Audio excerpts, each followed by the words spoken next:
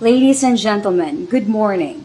Welcome to the joint opening ceremony of Candidate Soldier Course Class 720 and 721-2022. Kayang mag-ibig, telos ng sinakalan, alam ng puso, sa dikit mo'y buhay. Upang hinirang, kuya ka ng magiting, sa mandulupin, di ka pasisigil, sa nagatak tutok sa simoy at sa langit ng bangaw, ay tinatang tulad, awit sa pagkayang minamahal, ang islang ng matawad mo'y tagumpay na naghihinig, ang bituin at araw niya kailan pa may maghihinig. Luman ang araw ng walhagit pagsinta, buhay ang langit sa piling mo. Other officers from the division, members of the Candidate Soldier Course Class 720 and Class 721-2022. Friends, ladies and gentlemen, good morning. Just before I get started, I would like to congratulate and commend all the people who were part of the recruitment, screening, selection, equipping, and those involved in the preparation for this morning's activity.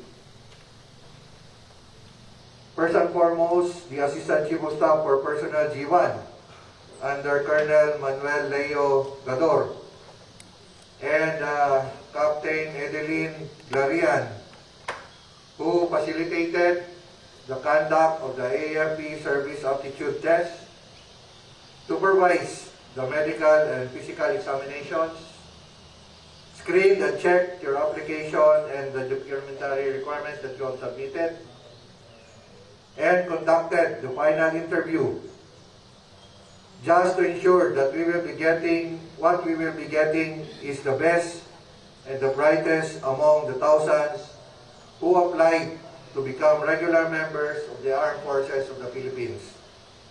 Let us give a big round of applause to G1 and his staff.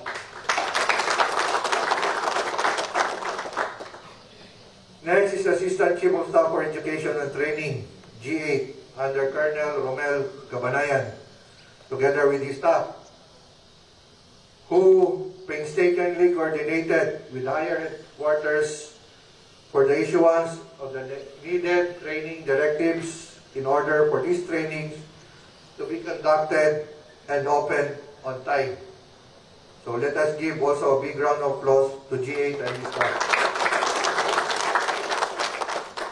Next is the Assistant Chief of Staff for Logistics G4 under Colonel Froilan Labrador, again together with his staff, who endeavored to have the initial clothing and individual equipment be issued and delivered on time for the opening of your classes.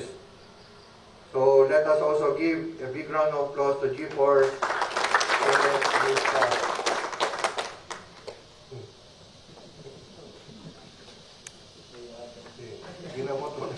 Ginamot mo na yung buhok mo. Next, the Commandant of the 1st Division Training School, Lieutenant Colonel Franco Rafael Alano, who have tirelessly planned, organized, rehearsed, and supervised the preparation for this morning's activity, just to make sure that it will run smoothly and efficiently.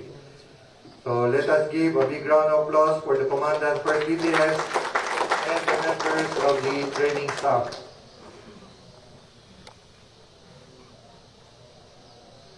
I take great pride and pleasure in welcoming you all in this very important and memorable occasion, the opening of the Candidate Soldier Course Class 720 and Class 721, 2022. The Candidate Soldier Course Class 720-22 is composed of 141 males, quota of the 1st Infantry Division, while the Candidate Soldier Course Class 721-22 is composed of 100 males and 3 females, again from the first ID quota, 20 males and 4 females from the 4th Engineering Brigade quota, and 39 males and 8 females from the 55th Engineering Brigade quota, with a total of 315 aspiring candidate soldiers broken down into 15 females and 300 males. For the educational profile for the quota of the 1st Division, as the chairman of the Division Candidate Soldier Selection Board, I am proud to present that the candidate soldier quota for 1st Division is composed of 79 candidate soldiers, college graduates, 67 are at college level, 11 are graduates of vocational courses, and 81 K-12 or high school graduates, while 6 graduated from the alternative learning system. For the geographical cross-section of the class, from the 1st Infantry Division quota, they came from all the way from the different provinces of Mindanao and some from Visayas. The candidate soldier is composed of 102 from Zamboanga del Sur, 33 from Zamboanga Sibugay, 43 from Zamboanga del Norte,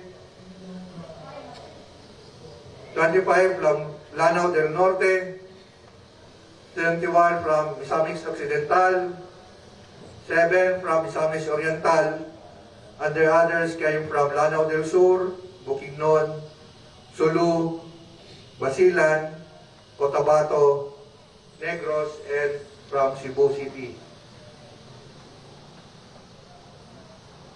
As a closing, as one of the verses in the Bible states, many are called, but only few are chosen. A few months ago, 1,000 hopeful applicants have lined up at our Gate 2 and other military camps to apply and go through the rigorous screening and recruitment process to fulfill their dreams and aspirations of becoming a soldier and, as such, a regular member of the Armed Forces of the Philippines. Today, 315 out of the 1,000 stands before us. You were chosen. You are the cream of the crop, the best and the brightest, the best of the best among our youths. So do not disappoint. Prove your worth and make our organization proud of the service that you offer to the people in our area of responsibility. Again, on behalf of the Tabak troopers, I warmly welcome you all to the opening ceremony of the Candidate Soldier Courses classes 720 and 721, thus 2022. To the new recruits, good luck, and may the guidance of God be with you always. Maraming salamat o mayong buntag kanatong tanan. Thank you, sir. At this point, may we call in the Division Adjutant, Major Jolly R. Flores, Jr., Infantry Philippine Army, for the reading of the enlistment order. Pursuant to Special Orders number 895 to 898, Headquarters Philippine Army, dated 20 May 2022, Ms. Charmaine A. Katakutan and 314 others are appointed as candidate soldier effective 16 May 2022 and subsequently assigned 1st Infantry Tabak Division and further placed without service to 1st Division Training School effective same date for the purpose of undergoing the candidate soldier course. By command of Lieutenant General Browner Jr., Official Major General Alberto Escapolong, Philippine Army Chief of Staff, signed Colonel Moises M. Navy Jr., Master National Security Minister Infantry, Philippine Army Adjutant. May we call in the Assistant Command Sergeant Major Senior Master Sergeant Fernando P. De Mesa, Infantry Philippine Army, to lead the oath taking. Todos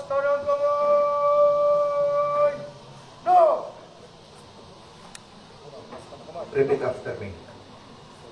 I, a citizen of the Philippines,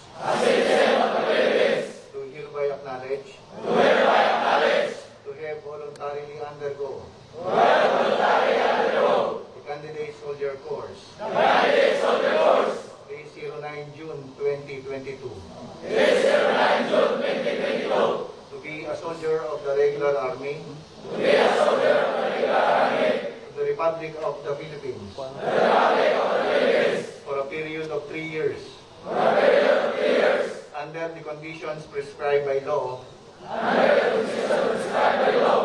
unless sooner discharged by proper authority, and do also agree to accept from the Republic of the Philippines rations and clothing as or may be established by law. And I do solemnly swear or affirm that I will bear true faith and allegiance to the Republic of the Philippines. That I will serve it honestly and faithfully against all its enemies whomsoever. That I will support and defend the Constitution of the Philippines. That I will obey orders of the President of the Republic of the Philippines. And the orders of the officers appointed over me. According to the rules and articles of war. And that I imposed obligation upon myself voluntarily, without mental reservation or purpose of evasion. So help me God.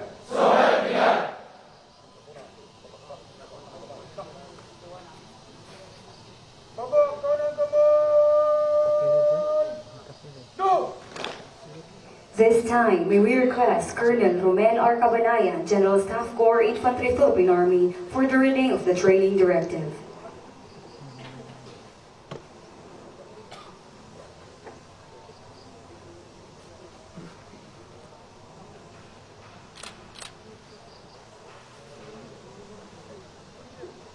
Pursuant to Headquarters Philippine Army Training Directive, number 32, dated 06 May 2022, the command through 1st Division Training School was tasked to conduct 16 weeks of candidate soldier course, class 720 and 721-2022, with the following objectives: to train candidate soldiers and transform them into competent and capable soldiers, guided by the Army core values and embrace the warrior ethos, ready to serve the Army, physically, mentally, and psychologically, as an effective rifleman of the infantry squad, committed to accomplish the unit's mission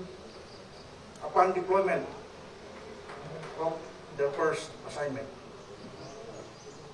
May we call in Captain Tyrone Robert C. Cumba, Infantry Philippine Army, the Deputy G1, 1st Infantry Division, for the turnover of the candidate soldiers, and to be subsequently followed with the acceptance of Major Karen Lileth Pilipaling, Military Intelligence Philippine Army, the Assistant Commandant, 1st Division Training School. Major Dipaling Ma'am, as the Deputy of the Assistant Chief of Staff for Personnel G1, 1st Infantry, Tabak Division, Philippine Army, I now turn over the responsibility for 15 females and 300 males candidate soldiers who will undergo the candidate soldiers course classes 720 and 721-2022.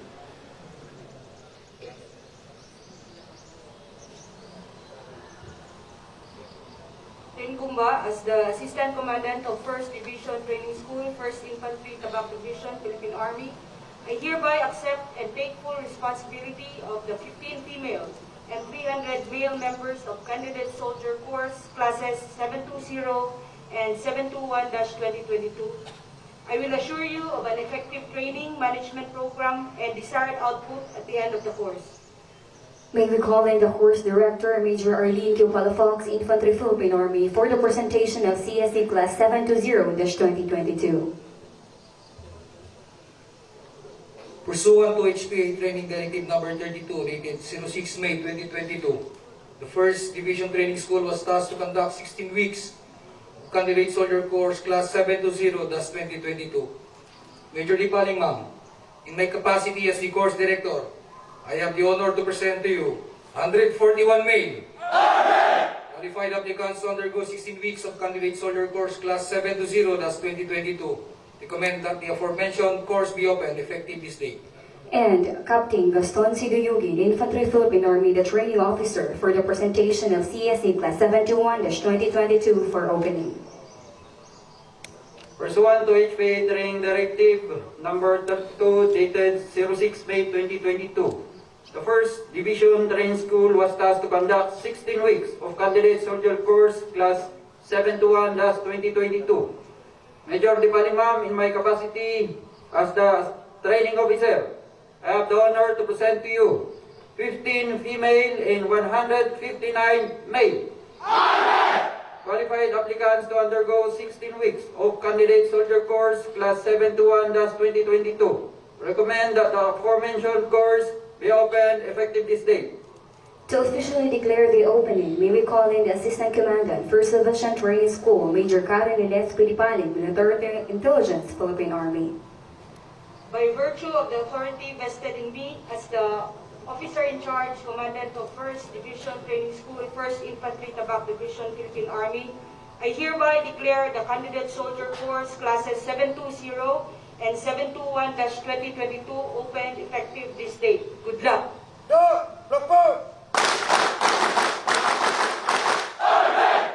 And, ladies and gentlemen, the Assistant Division Commander, 1st Infantry Division, Brigadier General Jose Randolph M. Sino Cruz, Philippine Army, will now deliver his message. Please take seat.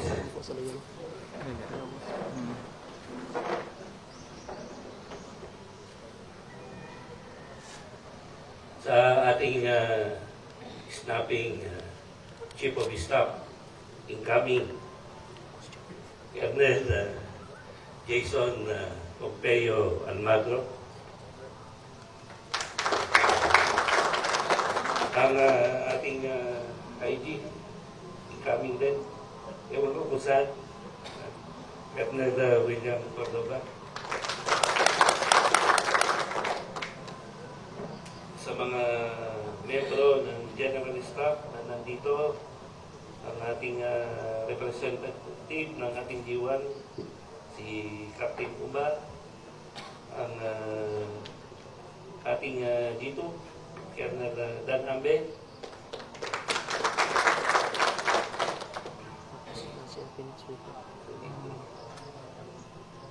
ang aking kabady palagi, si Colonel Labador, ang ating G4, ang ating G7, ano ba? Si Major Pigutan, si ating G6, Lieutenant Colonel Palacio, Casel. Other officers present, members of the Special Technical Personnel Staff, ating mga snapping chief clerks and sergeant majors ng different units. Wala si Sergeant Bitaran. Sa ating CSR,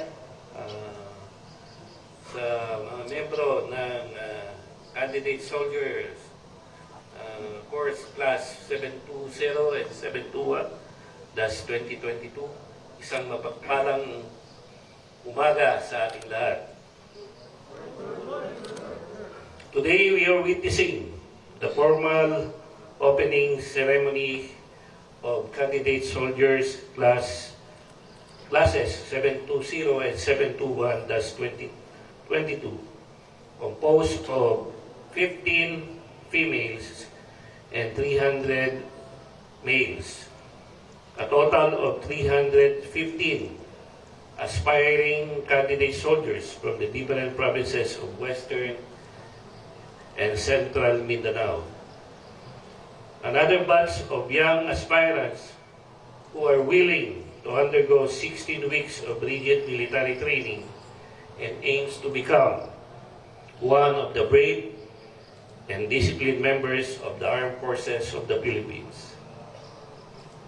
You have already passed the tedious and rigorous application and screening processes conducted by the Division and Engineer Brigade Candidate Soldier Selection Board, and consider yourself lucky to have stepped in the hallowed grounds of Premier Division and Fighting Gas Division. Kaya't huwag niyong sayangin ang pagkakataong ito. Kayo ay dadaan sa matinding pagsasanay na pangumunahan ng mga mahuhusay na hanay ng ating 1st Division Training School. Kayo ay haharap sa hirap, uyat at pagod. Ngunit gaya ng nakakarami, walang rason upang hindi kayo magtagumpay. Disiplina ang kailangan sa pinili niyong larangan.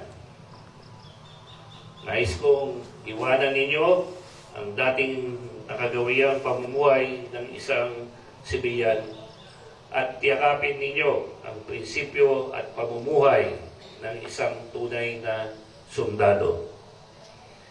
This training will test your mental, physical, and spiritual capabilities to prepare you to take the challenges and overcome the trials that you will be facing in the future. Only the strong-willed and determined will survive. You are your greatest asset. Nobody can help you but yourself. Put your time, patience, and effort in this training. Lahat ng bagay pinaghihirapan at hindi biro itong papasukin ninyong daan. Kaya yun pa lang, sasabihin ko na sa inyo na dapat kayong maging matatag at matibay. Concentrate on your training. Improve yourself and develop positive attitude. Learn from the knowledge and skills that will be imparted to you, and most importantly, bear in your minds and hearts the importance and significance of the military training, that this is a noble profession dreamed by many, but few have survived. I would also like to express my gratitude to the parents, although wala sila dito. No? Your friends and relatives who are later on, makikita nyo after few months, no? Maybe sa closing na, no? Kung magsusurvive kayo. No? For their full support na ibinigay sa inyo, no? Sa pagtiwala nila na kayo ay papasok sa isang training na hindi madali, no? Ibinigay nila yung kumpiyansa nila sa Philippine Army, lalong-lalo na sa 1st Division, no? nagpapasalamat din ako at itinulak nila kayo upang magsilbi sa ating bayan. So, lastly, to the new aspirants, candidate soldiers, your journey has just begun. Do not forget to seek help and guidance from our God Almighty. So do your best and good luck on your training. Thank you, sir, for that remarkable remarks.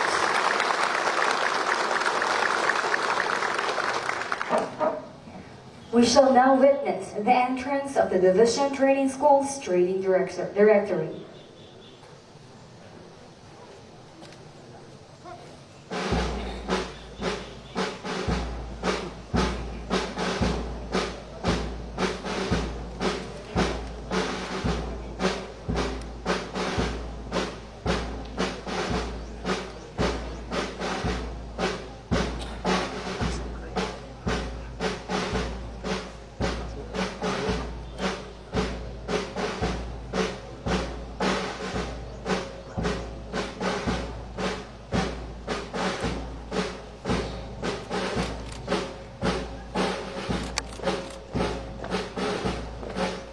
Lap! Go! Bini-bini, ang magsasanay at sasanayin, nandito na pong lahat. Pagkalamad!